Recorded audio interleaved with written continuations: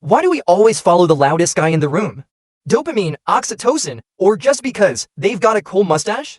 After World War I, Italy was like a pizza run over by a tank, crushed, angry, and completely hopeless about the future. The country was jobless, bankrupt, protests were breaking out on every street, and then, boom, a guy shows up, dressed in black, wearing tall boots, raises his hand like Emperor Caesar and yells, "Italy first." Yep, that was Benito Mussolini, the guy who cosplayed ancient Rome and got massive likes from Italians for no clear reason. But why?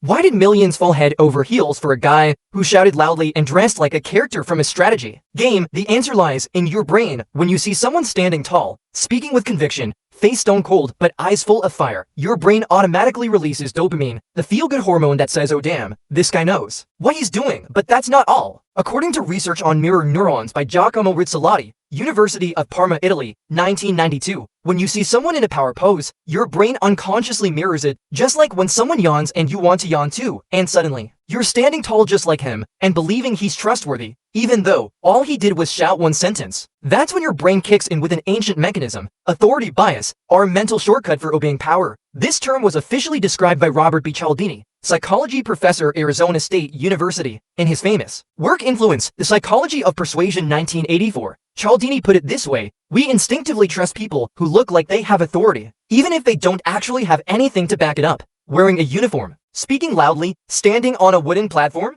Your brain, the savior, is here. But remember, Mussolini didn't do it alone. Radio, newspapers, mass-printed posters all played major roles. State media called him Il Duce, the great leader. Radio blasted his roaring voice daily, fueling the crowd's excitement. Historian Emilio Gentile called this the political idolization process through modern media, the first time ever in Italian history. You could call it PR 1.0, led by a single mustache. In fact, Mussolini's PR strategy was exactly like a modern influencer. Strong visuals, short slogans roaring at the crowd, and boom, follower storm. Trust storm, dopamine. Storm. How is that different from Elon Musk dropping snappy quotes, or Andrew Tate crossing his legs and yelling alpha male philosophy? Only difference, Mussolini didn't have TikTok. Otherwise, it's the same. You see someone dressed slick, speaking sharp, hyped by the media as the light at the end of the tunnel? Don't buy in too fast. It might just be your dopamine getting fooled by a cosplay. And if you think Mussolini was the peak of inspiration, wait till you meet the next guy who built the entire Third Reich with just 3 words and a few repeats. 1929, Germany's economy totally wrecked, unemployment, hyperinflation, people starving, while the government posted prayer memes. And then, stepping out from a beer hall, not a parliament, an actual beer hall, came a guy with a mustache that looked like a chewed up pencil, holding up a chalkboard sign. On one side, Jews, bad. On the other, me, good. The crowd nodded, the brain shouted, short. Easy to understand, must be true. Science calls this cognitive fluency. According to Reber and Schwartz, University of Michigan, -1999, whatever's easy to read, easy to remember, your brain automatically labels as accurate. Add to that the illusory truth effect from a 1977 study. When you hear something too many times, your brain confuses familiarity with truth. So what did Hitler do? Shouted a 6-word slogan 600 times on 6 media channels: morning, radio, noon, newspapers, night, rallies. German brains. This must be right. I hear it all the time. But that's not all. He went straight for the tribal brain. It's called tribalism, defined by Henry Tajfel. We are always right, them, always wrong. And once you label Jews equals them, hatred suddenly feels justified in your head. A psychological twist, slicker than pig grease. Oh, and there's more. Hitler wasn't just a talker. He was a performer. It's called two-tiered rhetoric. For workers, jobs, honor, nation. For intellectuals, quotes from Nietzsche, Spengler, rebirth of the nation, yada yada. Short for the beer drinkers, long for the deep thinkers, too powerful a combo. Everyone nodded, and the media, totally on script. Cameramen used low angles, made him look as tall as Thanos. Backlighting made him glow like an angel, and thousands clapped in sync, creating a mega FOMO effect. Result: your brain didn't need to think, just clap. The lesson?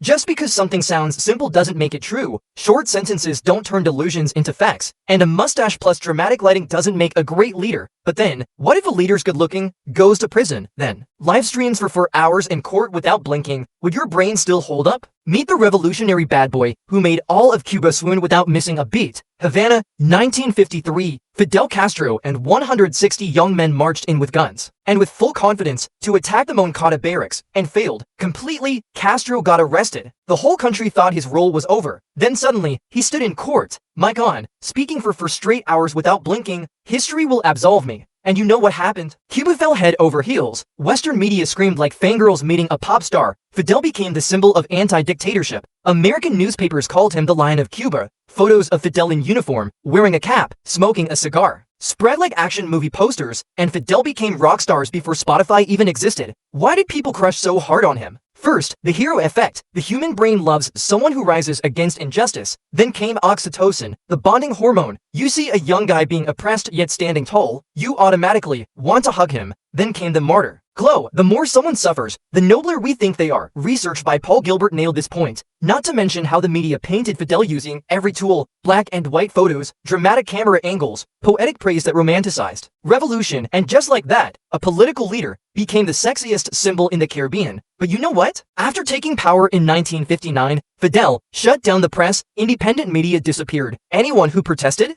Sent to re-education. Cuba sank into censorship, zero Wi-Fi, locked minds, good-looking, great speaker, anti-establishment. But once in power, he banned your right to think differently. Remember this, handsome and rebellious doesn't equal humane. Before you crush on a political bad boy, check if he plans to shut down your brain too. But if you think bad boy is the limit, meet someone even more dangerous. No live stream, no cape, just 5 calm words. Everyone returned to the countryside, and suddenly the whole country lost literacy, lost schools, lost its future. Next up, Pol Pot. When charisma led a nation back to the Stone Age 1975, Pol Pot didn't need tanks, he only needed one sentence. Everyone, go back to the countryside. Now, no questions. And just like that, 2 million people left. Phnom Penh, no TV, no markets, no schools, wearing glasses? Dangerous, know how to read, suspicious, think independently?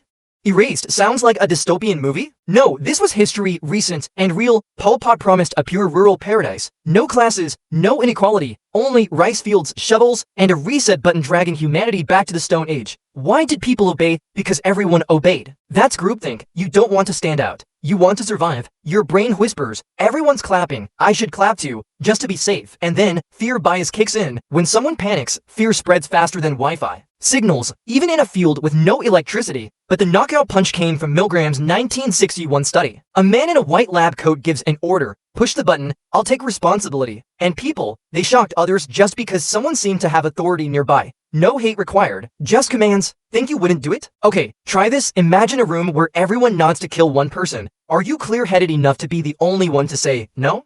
Pol Pot knew to control morality, you first have to kill intellect, eliminate the thinkers, and the rest will stay silent. That's anti-intellectualism, a disease deadlier than hunger. When there's no one left to teach right from wrong, then right and wrong become whatever the loudspeaker says. Tragedy doesn't start with gunshots. It starts with a single nod of agreement, and charisma, the thing meant to connect us, becomes a weapon to bend morality. But the biggest question remains, is there a kind of charisma that doesn't kill the mind, doesn't force, doesn't scream, yet still conquers the hearts of humanity?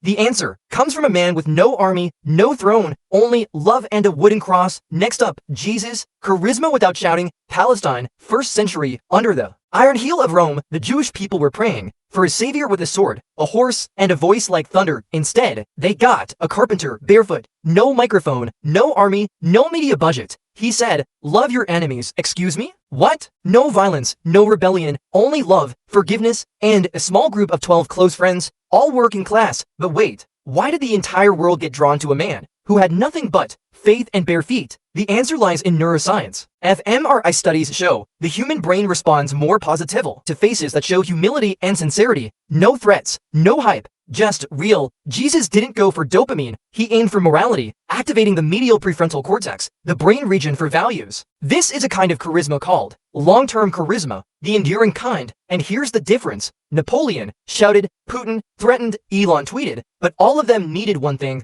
power to be heard. Jesus? He whispered and humanity still listened, because true charisma isn't about how loud your voice is, it's about how true your heart is. People fear power, but they only change their lives when they meet someone who actually lives what they preach. No mic, no stage lights, no spotlight, just a cross and a love no one could resist. And that is the kind of charisma that doesn't need to shout, yet still echoes 2,000 years later. And if you're thinking, yeah, these leaders were so authoritarian, so dangerous, sorry to break it to you, your brain isn't innocent either. Have you ever exaggerated to impress someone? Tried to look more confident than you felt? Posted something just to get more likes?